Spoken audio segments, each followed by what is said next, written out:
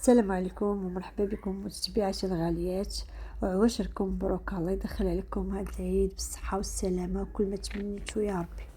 اليوم ان شاء الله فيديو جديد غادي نقدم فيه هذا الكبده مشرمله، كتجي رائعه.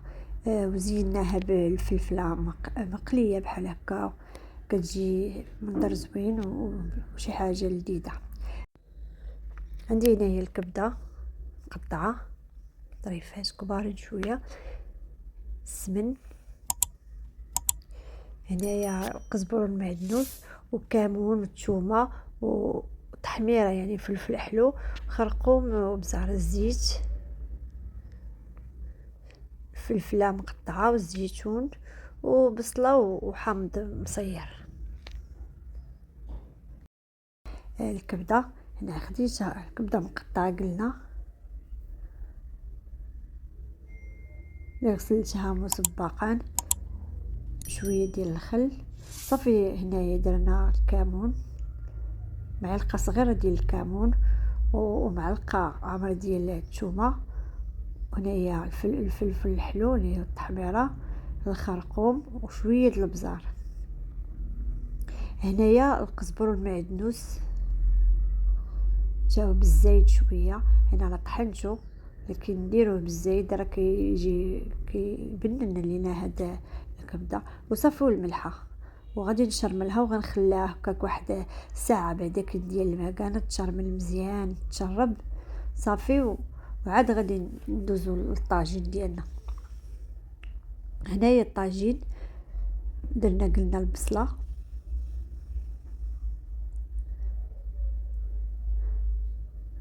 حط شويه ديال السمن صافي، وغادي نشعل هنايا العافيه.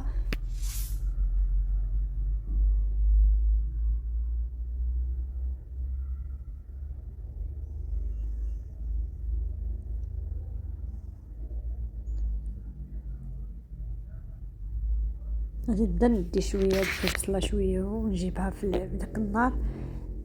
في الطاجين ديالنا غنحط عاوتاني هاد الكبده صافي ونجهدوا البوطه. في الاول كتكون البوطه مجهده حتى تقلى لينا هاد الكبده.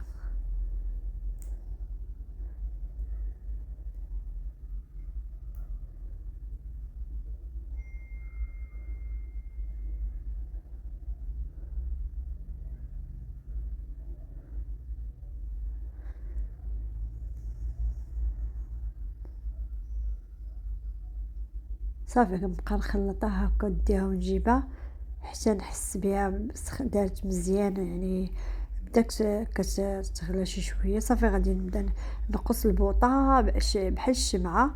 صافي عندي هنايا كنزين بالفلفله اللي انا قليتها في ديك القلايه الهوائيه، تقدروا تقليوها في الزيت ولا تشويوها بحال بحال. عندي هنايا كنزين بشويه ديال الزيتون احمر وشويه ديال الحامض مصير. صافي قلنا البوطه ضروري تكون ناقصه باش طيب على خطرها.